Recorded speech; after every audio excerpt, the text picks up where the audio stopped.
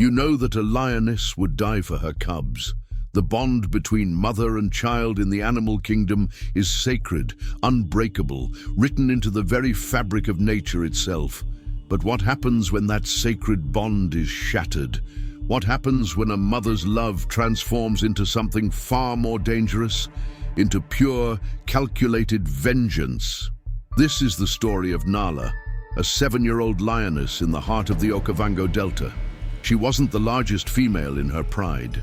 She wasn't the fastest hunter, but on September 14th, 2023, she became something the African savanna had rarely witnessed.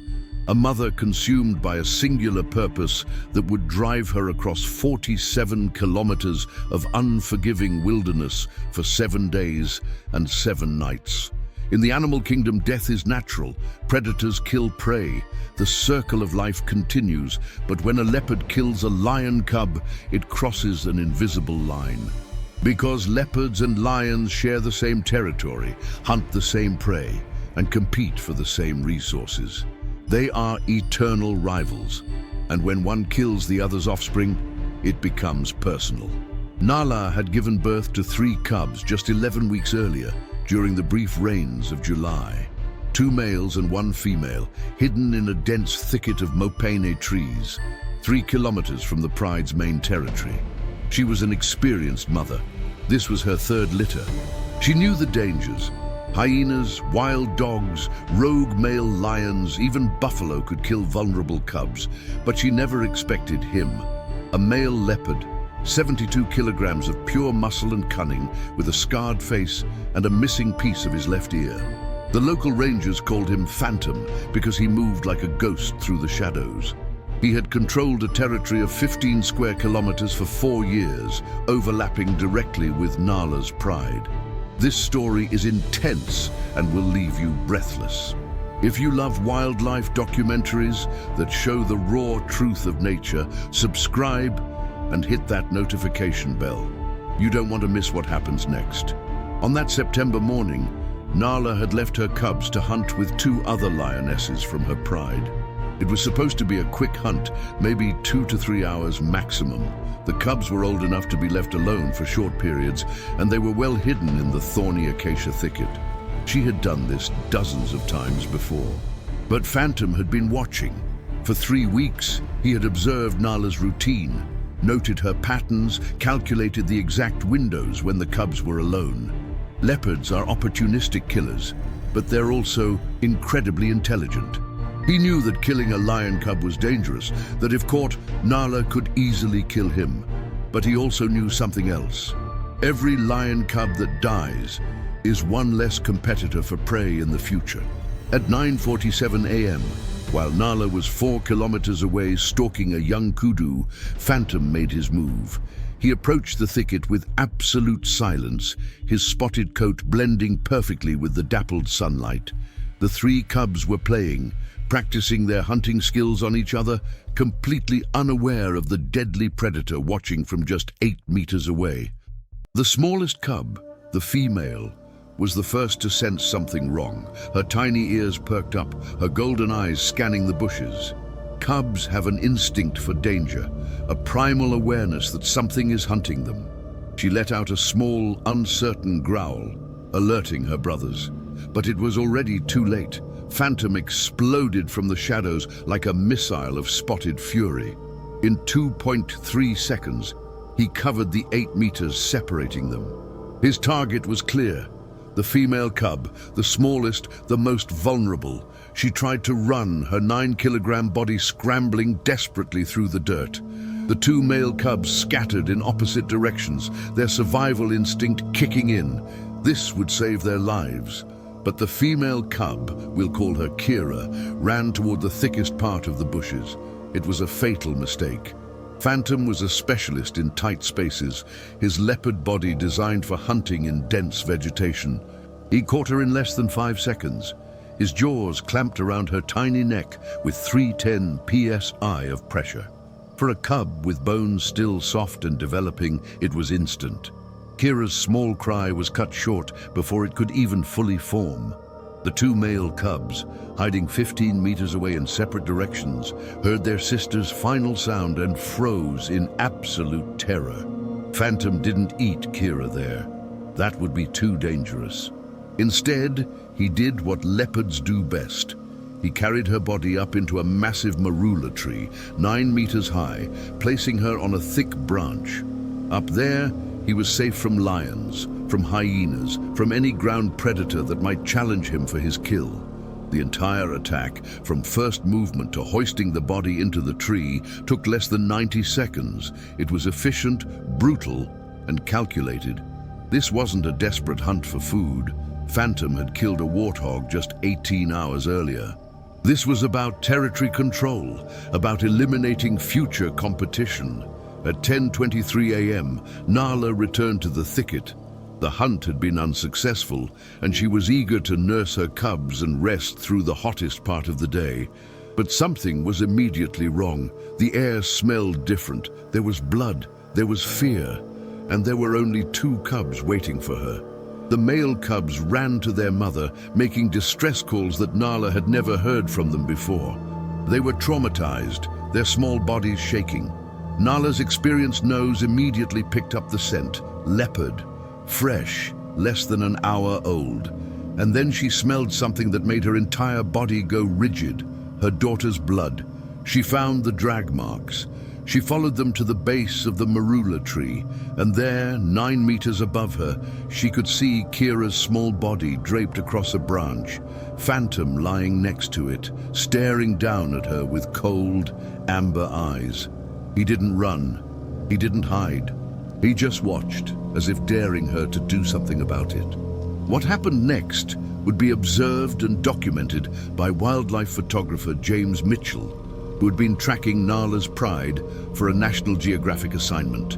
His camera, set up 40 meters away, captured something he had never seen in 19 years of filming African wildlife. Nala didn't roar, she didn't charge the tree, she didn't call for the pride. Instead, she sat at the base of that marula tree and stared upward at Phantom for 4 hours and 17 minutes straight, without moving, without blinking, without making a single sound. The 2 male cubs huddled behind her, nursing occasionally, but Nala remained absolutely still. Mitchell later described it as the most chilling display of controlled rage I've ever witnessed in nature. It wasn't the fury of a mother who just lost her child. It was the cold calculation of a predator who had just chosen her next target. Leopards and lions normally avoid each other. When they meet, there's usually a brief confrontation and one retreats. Leopards are solitary and know they can't fight a whole pride. Lions are larger and know leopards can climb trees where they can't follow. It's an uneasy truce. But in that moment, as the afternoon sun beat down on the Okavango Delta, that truce was shattered. At 2:40 p.m., Phantom made a critical mistake. Perhaps he was unnerved by Nala's unwavering stare. Perhaps he simply wanted to move to shadier part of the tree. Whatever the reason, he grabbed Kira's body and began moving it to a different branch. And in doing so, he turned his back on Nala for just 8 seconds. That was all Nala needed. She memorized every detail: the scar across his face, the missing piece of left ear, the specific pattern of his spots, even the way he moved. Lions have exceptional memory, especially when it comes to threats. She was burning his image into her mind, creating a mental file that would obsess her for the next 7 days. At 3:15 p.m., Phantom descended the tree on the opposite side and melted into the bush. He had finished eating what he wanted from Kira's small body. The rest he would leave for scavengers. He moved with his typical ghost-like silence, clearly considering this just another successful hunt in his territory. But Nala was already moving. She left her 2 surviving cubs with her younger sister Zara, a 4-year-old lioness who had just lost her own cubs to a buffalo attack 2 weeks earlier. Zara would protect them. Nala had a different mission now. She walked to the exact spot where Phantom had descended, pressed her nose to the ground, and inhaled deeply. Every animal has a unique scent signature, as individual as a human fingerprint. Nala had Phantom's scent locked in her olfactory memory now. She could track him through water, through herds of buffalo, through the confusion of a dozen different animal trails. The hunt had begun. Mitchell radioed to his base camp that night. "I think I'm about to document something unprecedented. This lioness isn't giving up. She's hunting the leopard, and I don't think she's going to stop until one of them is dead." September 15th, 5:43 a.m. Nala had been tracking Phantom for 19 hours. She hadn't eaten, she hadn't slept. She had covered 11 kilometers through some of the most challenging terrain in the Okavango Delta, flooded channels, thick mopane forests, open grasslands where the morning sun already blazed at 34 degrees Celsius. Male leopards typically have territories of 10 to 15 square kilometers, but they don't stay in one place. They patrol constantly, marking their boundaries, hunting, resting in different locations. Phantom was following his normal routine, completely unaware that he was being followed by an enemy who would never give up. At 7:20 a.m., Nala found Phantom's first kill site after leaving the tree. The remains of a young impala hoisted into a sausage tree. He had fed here for approximately 2 hours, based on the blood patterns and the amount of meat consumed. The kill was fresh, less than 6 hours old. She was closing the gap, but tracking a leopard is nothing like tracking prey. Prey animals want to be found by their herd. They leave clear trails. They move in predictable patterns. Leopards are the ghosts of Africa. They can walk through dry leaves without making a sound. They can cross water without leaving ripples. They double back, use rocky ground to hide their tracks, climb trees to survey their surroundings. By noon on day 1, Nala had lost the trail. For 3 hours and 40 minutes, she circled through a 2-kilometer radius, nose to the ground, searching desperately for any trace of Phantom's scent. The midday heat was crushing, 41 degrees Celsius, and she hadn't drunk water since the morning. Most predators would give up at this point, but then something remarkable happened. Nala climbed a termite mound 4 meters high, giving her an elevated view of the surrounding area. Lions rarely do this. They're ambush predators who rely on staying low. But Nala was thinking like a leopard now, using elevation to scan for her target. From that vantage point, she spotted vultures circling 3 kilometers to the northeast. Vultures mean a kill, and a kill might mean Phantom. She descended the mound and began running, covering the distance in 18 minutes, her powerful shoulders propelling her forward with single-minded focus. The vultures were gathered around a dead buffalo calf, killed by lions from a neighboring pride. Not Phantom's work. But here's where Nala's intelligence truly showed. She knew that leopards often scout lion kills, waiting for the opportunity to steal meat after the lions leave. She circled the area in a 500-meter radius and found exactly what she was looking for: fresh leopard tracks leading away from the kill site. September 16th, 2:30 a.m., day 2. Nala had now been tracking for 40 hours straight. She had drunk water twice from small pools and had eaten nothing. A lioness of her size, 140 kilograms, normally needs 5 to 7 kilograms of meat per day. She was running purely on rage and determination now, her body beginning to show the strain. And then, at 3:47 a.m., under a half-moon that cast silver light across the savanna, she saw him. Phantom was 200 meters ahead, moving through a dried riverbed, heading toward his favorite resting spot, a massive fig tree with branches that spread like a natural fortress. Nala froze, controlling her breathing, every muscle tensed. She had found him. Now came the hardest part, getting close enough to kill him. Here's the brutal truth about hunting a leopard. They are the most adaptable predators in Africa. They can survive in forests, deserts, mountains, and wetlands. They can eat anything from beetles to young giraffes. And most importantly, they are constantly aware of their surroundings. Phantom hadn't survived 4 years in this territory by being careless. At 4:15 a.m., just as Nala began her careful approach through the dried riverbed, Phantom's head snapped up. He had sensed something, Perhaps a shift in the wind, perhaps the faint sound of Nala's breathing 180 meters away. Leopards have hearing that can detect a mouse moving through grass from 30 meters. A 140-kilogram lioness, even moving carefully, was like a freight train to his senses.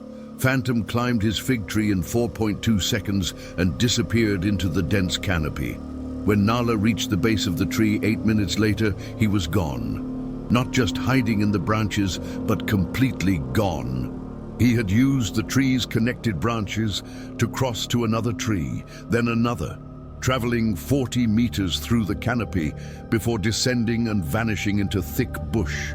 For most predators, this would be the end. The trail was cold. The target had escaped. Time to return home, nurse the remaining cubs, rejoin the pride's normal hunting routine. But Nala didn't turn back. Instead, she did something that shocked the wildlife researchers who were now following this unprecedented hunt via camera traps and radio telemetry. She lay down at the base of that fig tree and waited for 11 hours. From 4:30 a.m. until 3:30 p.m. through the scorching midday heat, she simply waited, because she understood something crucial. Phantom would return. This was his territory. This was one of his favorite trees. Male leopards are creatures of habit. They patrol the same routes, mark the same trees, use the same resting spots. By 5 p.m. on day 3, Nala still hadn't moved. She had now been away from her pride for 68 hours. Her 2 surviving cubs were being nursed by Zara, but cubs need their mother.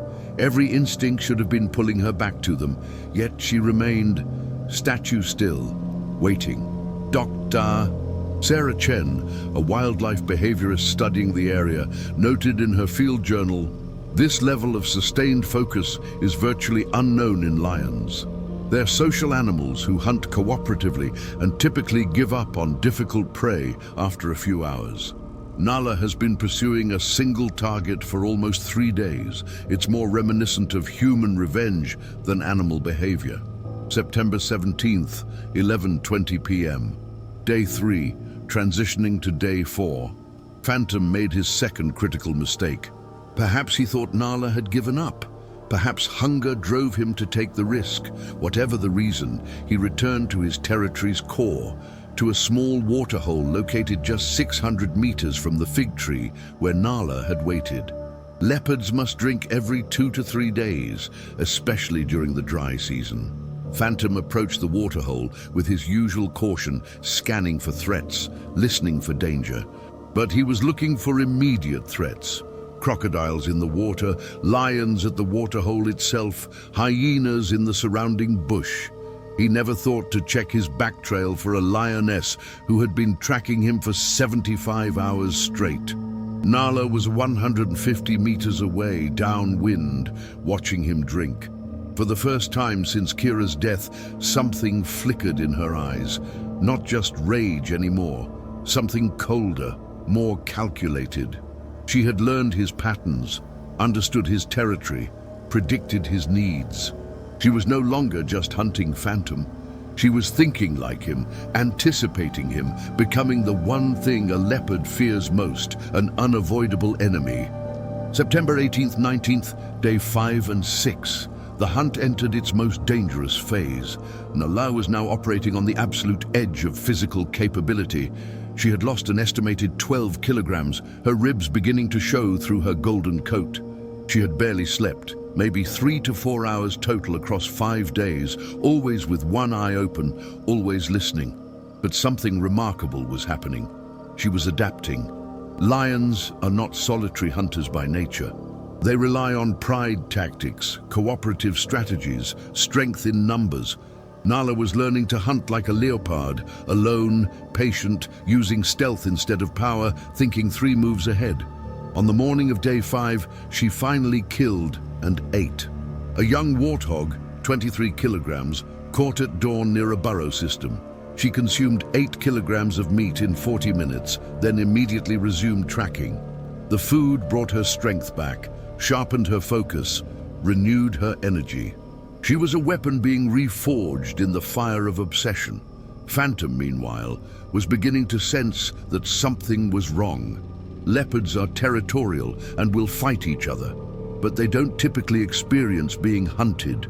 He started changing his patterns, moving more erratically, using water to mask his scent, traveling through the territories of other predators where Nala might be attacked. At 2:30 p.m. on day 5, Phantom deliberately crossed through a clan of 14 spotted hyenas feeding on a zebra carcass. Hyenas and lions are ancient enemies. Any lone lioness walking into a hyena clan would normally be attacked immediately. But when Nala arrived 20 minutes later, something unprecedented happened. The hyenas sensed her intent, the focused rage radiating from her. The clan's matriarch, a scarred female named Duma by researchers, actually moved aside, allowing Nala to pass through their feeding circle without challenge. One of the younger hyenas made a half-hearted lunge, and Duma snapped at him, forcing him back. It was as if even the hyenas understood. This lioness was on a mission that transcended normal territorial disputes. By the evening of day 6, both hunter and hunted were exhausted. Phantom had covered an estimated 31 kilometers in 24 hours, desperately trying to shake his pursuer. He had barely eaten, constantly moving, always looking over his shoulder. His usual confidence was cracking. His movements were becoming more desperate, less calculated. Nala had covered 35 kilometers in the same period, maintaining a distance of 200-400 meters, never letting Phantom completely escape, but never getting close enough for him to feel cornered and potentially escape into impossible terrain. It was a psychological game now, a war of attrition where the stronger will would determine the winner. Dr. Chen's field notes from day 6. Both animals are running on fumes. Nala should have given up days ago. Phantom should have been able to lose her a dozen times, but something is driving this confrontation beyond normal predator behavior. It's as if Nala won't allow the universe to exist in a state where Phantom is still alive. September 20th, 4 a.m., day 7. The terrain had changed. They had moved into an area of rocky outcrops and dense thorn bush, a natural arena where neither predator had a clear advantage. Phantom was cornered against a seasonal river with steep banks, exhausted, low on options, and Nala was 80 meters behind him, closing in, ready to end what she had started 7 days ago. The final confrontation was about to begin. The morning sun of September 20th rose over a landscape that had witnessed this 7-day chase across 47 kilometers of African wilderness. Two apex predators, both pushed beyond their normal limits, both refusing to back down, were about to settle this in the only way nature allows, through violence. Phantom chose his ground carefully.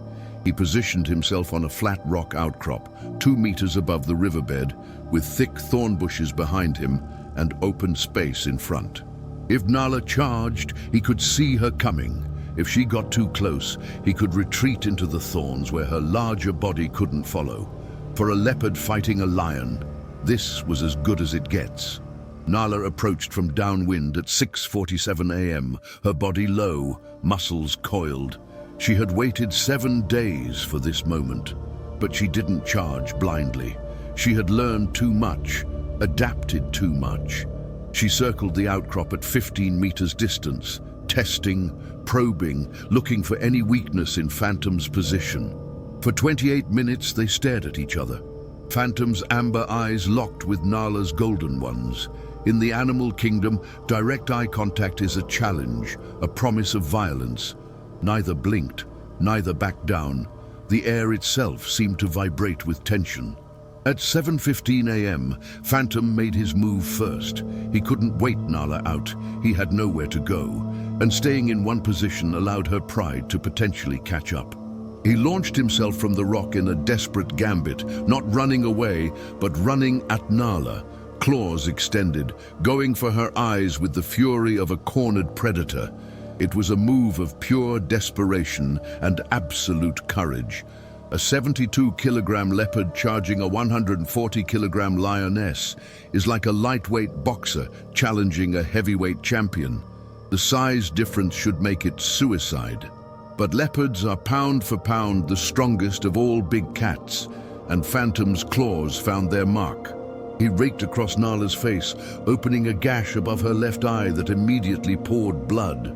She roared in pain and fury, the first sound she had made in days besides breathing. The roar echoed across the delta, a primal scream of rage that sent birds exploding from trees 200 meters away. But Phantom's gambit failed in its ultimate goal.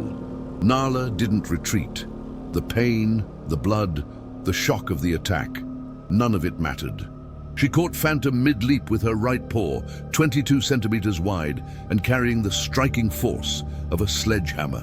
The impact sent Phantom crashing into the rocky ground with a sickening thud. He tried to rise, dazed, blood coming from his mouth. He had broken ribs, maybe internal injuries, but even wounded, a leopard is dangerous. He snarled, showing fangs that could pierce a skull, gathering himself for one last desperate escape attempt. This was survival now, not territory, not pride, just the raw animal instinct to live. Nala didn't give him the chance. She covered the 3 meters between them in less than a second and delivered the killing bite that nature designed her for. Her jaws closed around Phantom's throat with 650 psi of pressure. For a leopard with a neck circumference of just 43 centimeters, there was no escape. The battle was over in 11 seconds. September 20th, 7:26 a.m., Phantom was dead. The leopard who had ruled 15 square kilometers of Okavango Delta for 4 years, who had fathered an estimated 12 cubs, who had killed hundreds of animals including 1 lion cub, lay motionless on the rocky outcrop. Nala stood over his body, breathing heavily, blood dripping from the wound above her eye. She didn't eat him. Lions rarely eat leopards. The meat is too tough, too strong tasting. This was never about food. This was about something deeper, something that transcends normal predator behavior. Justice, retribution, the settling of a debt written in blood. Nala had spent 7 days, covered 47 kilometers, and pushed herself to the absolute limits of physical endurance for one singular purpose, and that purpose was complete. For 17 minutes, she remained standing over Phantom's body, as if ensuring he was truly dead, as if the 7-day nightmare might somehow not be over. James Mitchell, who had tracked the final confrontation and photographed it from a vehicle 60 meters away, described it as the most profound moment of my career. This wasn't an animal acting on instinct. This was something else entirely. At 7:43 a.m., Nala finally turned away from Phantom's body and began the long walk back to her pride. She moved slowly now, limping slightly from injuries sustained in the fight, exhausted beyond measure, but with something in her bearing that hadn't been there before. She had crossed a line that few animals ever cross, had sustained a focus that seemed almost human in its intensity. The journey back took her 13 hours, more than twice as long as it should have. She stopped frequently to rest, to drink, to simply stand and stare at the horizon as if remembering what she had done. By the time she reached her pride's territory at 8:50 p.m., the 2 male cubs, now 13 weeks old, came running to her with desperate nursing calls. Zara had kept them alive and safe, but they needed their mother. Nala lay down and allowed them to nurse, her eyes half closed, her body finally relaxing for the first time in 7 days. The wound above her eye would heal in 3 weeks, leaving a permanent scar. But the cubs drank and played, oblivious to the epic journey their mother had just completed. In the weeks that followed, researchers noticed something remarkable. Other leopards in the area began avoiding Nala's pride territory entirely. Somehow, word had spread through the complex communication networks of African predators. The lioness, who had hunted a leopard for 7 days, became something like a legend, a cautionary tale whispered in scent marks and territorial calls. Dr. Chen's final analysis, published in the Journal of African Wildlife Behavior, Nala's 7-day hunt represents one of the most extraordinary examples of sustained predatory focus ever documented in wild lions. It challenges our understanding of lion cognition, memory, and emotional capacity. This wasn't just an animal protecting its young. This was premeditated vengeance, sustained across time and distance in a way we typically associate only with humans. As for Nala's 2 surviving cubs, they grew strong and healthy. The male cubs eventually left to find their own prides, as all male lions must. But they carried with them the genes of a mother who taught the Okavango Delta a lesson that would not be forgotten. A mother's love, when twisted into rage, becomes the most unstoppable force in nature.